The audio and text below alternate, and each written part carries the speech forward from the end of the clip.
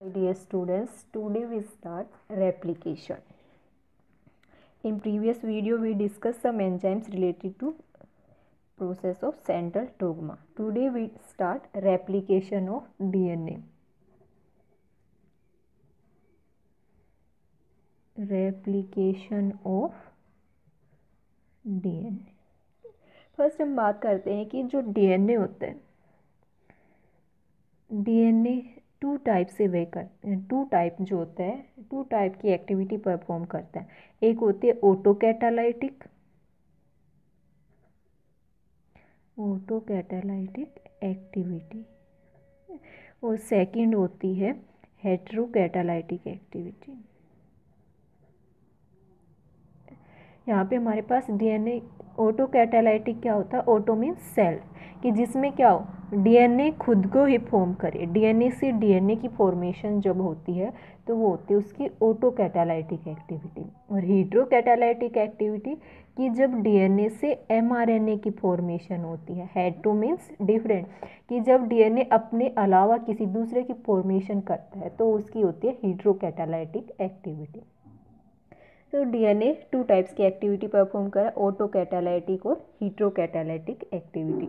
जो ऑटोकैटालाइटिक एक्टिविटी होती है मीन्स डीएनए से डीएनए की फॉर्मेशन जब होती है, उसके अंदर जो मेन एंजाइम होता है वो होता है डीएनए पॉलीमरेज। ठीक है। और जो हमारे पास इसकी हेटेरोकैटालाइटिक एक्टिविटी होती है by which DNA form mRNA, उसके लिए जो मेन एंजाइम होता है वो होता है आरएनए पॉलीमरेज। ठीक है। अब हम बात करते हैं replication of DNA, means DNA की ऑटोकैटालाइटिक एक्टिविटी जिसमें डीएनए से डीएनए की फॉर्मेशन होगी। ठीक है। तो फर्स्ट आती है कि ये जो प्रोसेस होती है डीएनए की वो कहाँ पे अकर होती है। ठीक है।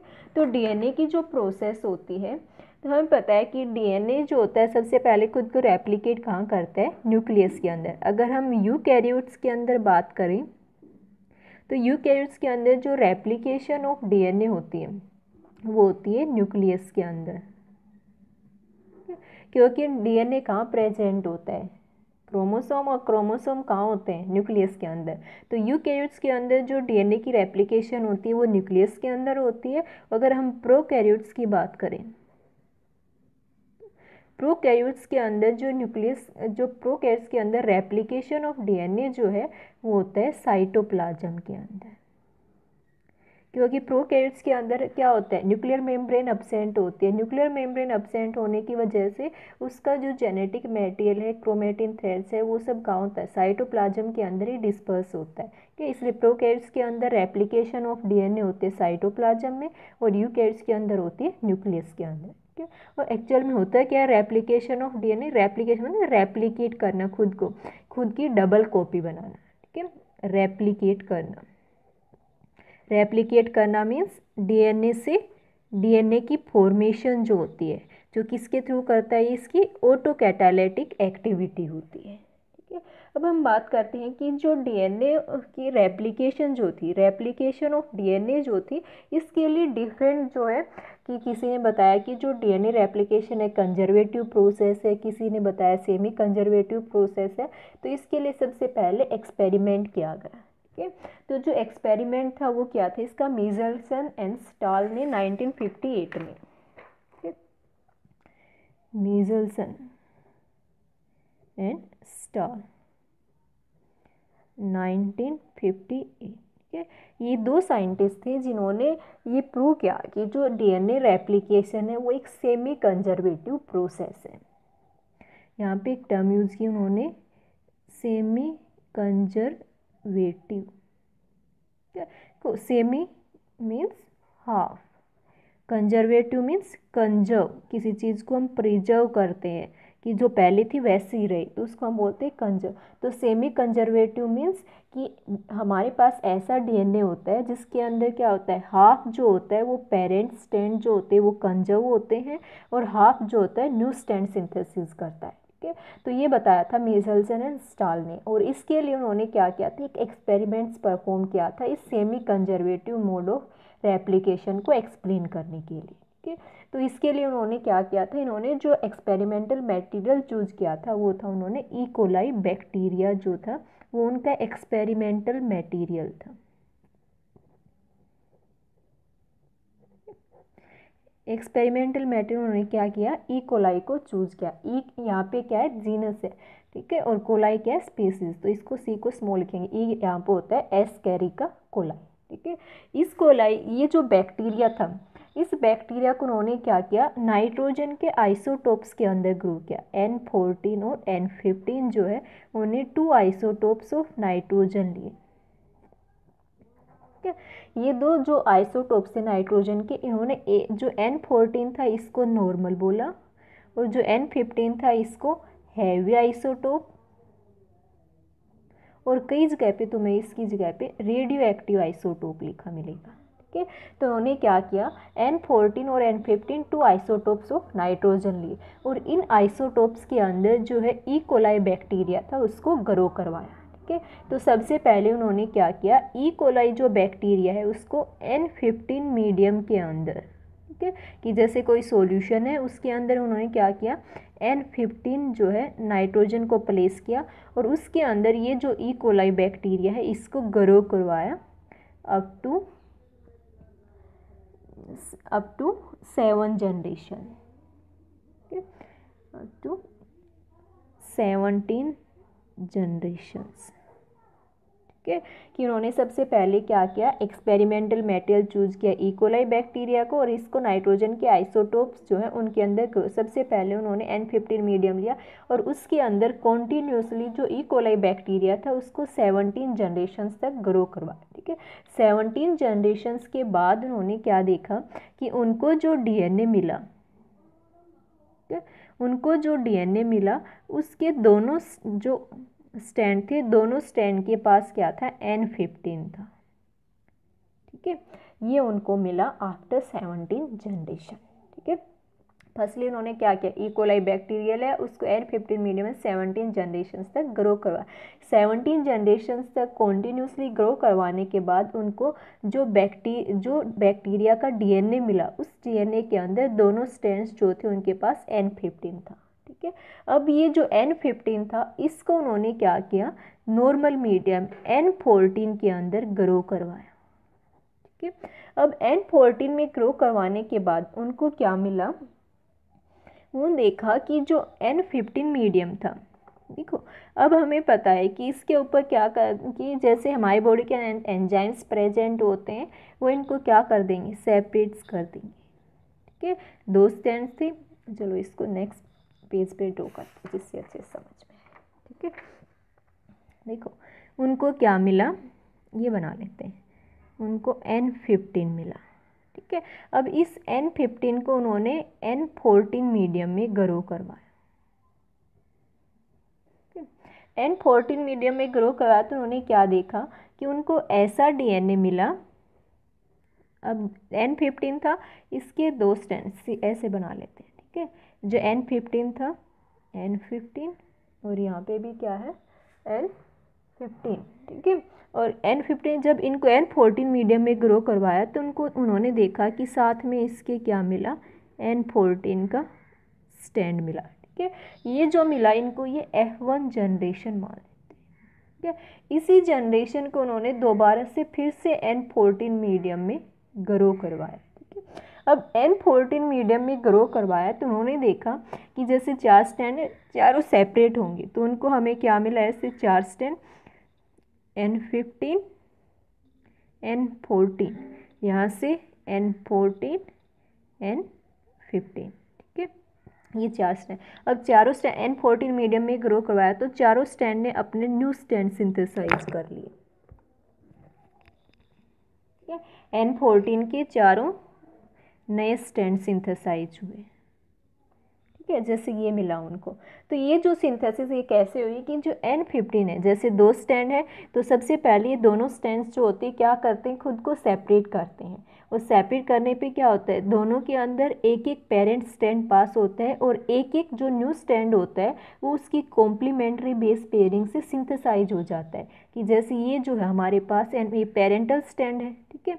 ये जो पेरेंटल स्टैंड है, इस पेरेंटल स्टैंड के पास मानते हैं ACTGTCA कोई भी ये सीक्वेंस है, ठीक है। अब ये जो सीक्वेंस होती है ये अपनी कॉम्प्लीमेंट्री सीक्वेंस को अपने आप सिंथेसाइज कर लेती है with the help of enzyme, ठीक है। तो जैसे A है तो T को, C है तो G, T है तो A, G है तो C, A G T, ठीक है। ये वाली सीक्वेंस जो होती है सिंथेसाइज होती है, इसको हमने क्या हुआ N14 के, ऐसे इसमें न्यू स्टैंड सिंथेसाइज हो जाता है।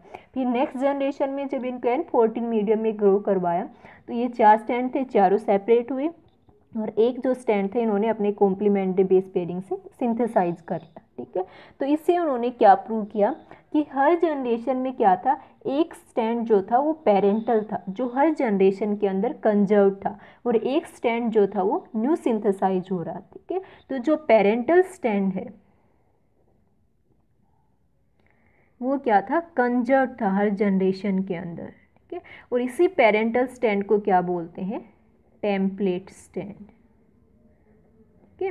कि ये जो होता है मेन स्टैंड होता है टेम्पलेट जो पेरेंट से आता है और ये हमेशा हर जनरेशन के अंदर क्या है, कंजर्व है। और एक स्टैंड जो होता है वो उसका कॉम्प्लीमेंट्री, एक को क्या बोला टेम्पलेट और दूसरा उसका क्या होता है, कॉम्प्लीमेंट्री स्टैंड बोलते हैं जिसको, ठीक है। ये जो कॉम्प्लीमेंट्री स्टैंड होता है ये क्या होता है कि जो पेरेंटल स्टैंड होता है उसके टेम्पलेट स्टैंड होता है उसके कॉम्प्लीमेंट्री बेस पेयरिंग से सिंथेसाइज होते हैं, तो इसको हम क्या बोलते हैं, कॉम्प्लीमेंट्री स्टैंड बोलते हैं, ठीक है। तो यहाँ पे हमारे पास क्या हुआ, एक डीएनए के अंदर दो स्टैंड्स हैं, एक क्या है कंजर्व है और एक क्या है न्यू सिंथेसाइज है। तो इसलिए इस प्रोसेस को क्या बोला गया, सेमी कंजर्वेटिव, सेमी कंजर्वेटिव, ठीक है। सेमी कंजर्वेटिव मीन्स हाफ जो है वो कंजर्व है। हाफ कंजर्व कैसे है कि जो पेरेंटल स्टैंड है वो हर जनरेशन के अंदर कंजर्व है और हम हाफ क्या करें, हम न्यू सिंथेसाइज करें। तो इसलिए जो रेप्लिकेशन की जो प्रोसेस थी उसको हम क्या बोलते हैं, semi conservative mode of replication, ठीक है। तो डीएनए की जो रेप्लिकेशन होती है वो कैसी प्रोसेस होती है, सेमी कंजर्वेटिव, कि हाफ जो होता है पेरेंटल स्टैंड कंजर्व रहता है और हाफ क्या होता है, न्यू सिंथेसाइज हो जाता है, ठीक है। अब इसके ऊपर क्या होते हैं, कुछ न्यूमेरिकल्स जो होते हैं वो आते हैं इससे रिलेटेड, ठीक है। जैसे एक न्यूमेरिकल हम करते हैं, if a heavy DNA is allowed to replicate in a normal medium, ठीक है। क्या बोल रहा है कि एक हैवी डीएनए है, ठीक है, कि उसको अलाउ किया गया है कि वो खुद को रेप्लिकेट करे एक नॉर्मल मीडियम के अंदर, ठीक है, कि वो हैवी डीएनए नॉर्मल मीडियम के अंदर खुद को रेप्लिकेट करता है, ठीक है। कब तक, अप टू 2 जनरेशन। फिर अब ये क्वेश्चन पूछ रहा है, what percent of DNA we get intermediate, what percent of DNA we get intermediate, ये पूछ रहा है। हमें बोल रहा है कि कोई हैवी डीएनए वो खुद को नॉर्मल मीडियम के अंदर 2 जनरेशन्स तक रेप्लिकेट करता है। अब ये बोल रहा है कि 2 जनरेशन के बाद जो डीएनए मिलेगा उसके अंदर कितने परसेंट जो है हमें इंटरमीडिएट मिलेंगे, ठीक है, ये क्वेश्चन है। अब इसके ऑप्शन दिए हमें, ए जो है 25%, बी जो है 12.5%, सी जो है 75% एंड डी जो है हमारे पास 15%, ठीक है। ये जो है क्वेश्चन है। अब देखो क्या बोल रहा है कि हैवी डीएनए है, ठीक है। अब हैवी डीएनए तो हमें पता है, हैवी डीएनए में क्या होगा, N15 के होंगे दोनों स्ट्रैंड्स, ठीक है। अब वो क्या कर रहे हैं, रेप्लिकेट कर रहे हैं नॉर्मल मीडियम के अंदर अप टू 2 जनरेशन, ठीक है। नॉर्मल मीडियम मीन्स N14 के अंदर ग्रो करेगा, तो क्या आ जाएगा हमारे पास N15 N14 में ग्रो कर रहा है तो N14 के स्टैंड सिंथेसाइज करेगा, ठीक है। ये आ गए, 1 जनरेशन हो गई। अब नेक्स्ट जनरेशन के अंदर सेकेंड जनरेशन में और ग्रो कर रहा है, ठीक है, N14 मीडियम के अंदर ही। तो अब हमारे पास क्या होंगे, 4 स्टैंड्स होंगे, ठीक है। 4 स्टैंड्स जो होंगे इनमें क्या होगा, N15 N15 N14 N14, ठीक है, 4 हैं। N15 के 2 हैं, 2 N14 के हैं। अब इनको N14 में ग्रो करवाएंगे तो हमारे पास क्या आ जाएगा, सबके साथ N14, ठीक है, ये आ गया। अब क्या बोल रहे हैं, what percent of DNA we get intermediate, कि हमें इंटरमीडिएट कितने परसेंट मिले। देखो अब ये जो है N4, इन दोनों में तो क्या है, N14 दोनों में सेम है, ठीक है, जो बिल्कुल डुप्लीकेट कॉपी है। पूछ रहा इंटरमीडिएट मीन्स जिसके अंदर दो क्या होंगे, जिसमें दोनों में क्या हो, एक पेरेंटल हो और एक कंजर्व हो, तो होगा इंटरमीडिएट, ठीक है। अब ये जो इंटरमीडिएट है कितना परसेंट है, अभी ये देख, टोटल 100 मान लेते हैं, ये दो कितने 50% हो गए, ये दो 50%, तो इंटरमीडिएट का कितना परसेंट आया हमारे पास, 15%, 50%, तो आंसर क्या होगा 50%, ठीक है। एक न्यूमेरिकल और कर लेते हैं, ठीक है। ये बोल रहा है कि if in a double standard DNA, देखो डबल स्टैंडर्ड डीएनए के अंदर ये बोल रहे हैं कि ए का जो परसेंट है वो 21% है, ठीक है। अगर if this DNA segment has total 300 nuclear, ये बोला है जो ये डबल स्टैंडर्ड डीएनए इसके अंदर टोटल 300 न्यूक्लियोटाइड्स हैं, ठीक है। तो ये बोल रहा है then how many of these having जी, तो हमें जी बताना है, ठीक है। ये बोल रहा है कोई डबल स्टैंडर्ड डीएनए उसके अंदर टोटल 300 न्यूक्लियोटाइड्स हैं, उनमें से ए की जो परसेंट है वो 21%, हमें जी की परसेंट बतानी है, ठीक है। देखो हमें पता है ए इज इक्वल टू टी, और जी जो होता है किसके साथ, सी के साथ पेयरिंग करता है, हमें जी की परसेंट बतानी है, ठीक है। ए की हमें दे रखी है, ए की कितनी दे रखी है 21% दे रखी है, तो टोटल 300 में 21, ये 21 में 300 में टोटल 21 की परसेंट निकालेंगे तो कितनी आ जाएगी 63 आ गया। ये तो 100 के डबल स्टैंडर्ड डीएनए में ए दे रखा है, उसके अंदर टोटल 300 निकलो, 300 न्यूक्लियोटाइड के अंदर ए की परसेंट निकालो कितनी है, तो 300, ये तो 100 के अंदर 300 में कितनी है, 300 इंटू 21/100, 63 आ गई हमारे पास 300 के अंदर ए की अब हमें पता है ए के इक्वल कितने होते हैं, ए किसके इक्वल होता है टी के, तो ए अगर 63 है तो टी भी क्या होगा 63, टोटल ए और टी कितने हो जाएंगे हमारे पास 63 + 63 126, ठीक है। अब जो 126 है ये कितने में से है 300 में से 80 है, अब इसको 300 में से अगर हम माइनस कर देते हैं, टोटल में से ए + टी को माइनस कर देंगे, 6 4 7 174, अब ये जो 174 है ये क्या आ गया हमारे पास जी + सी, क्योंकि दो हमारे पास है, दो आ गए जी + सी।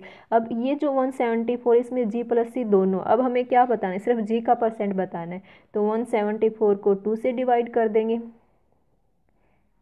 क्या आ गया हमारे पास 87 जो है वो क्या आ जाएगा जी, और 87% ही क्या होगा सी, ठीक है। सो you can also try to other type of question related to this, ठीक है।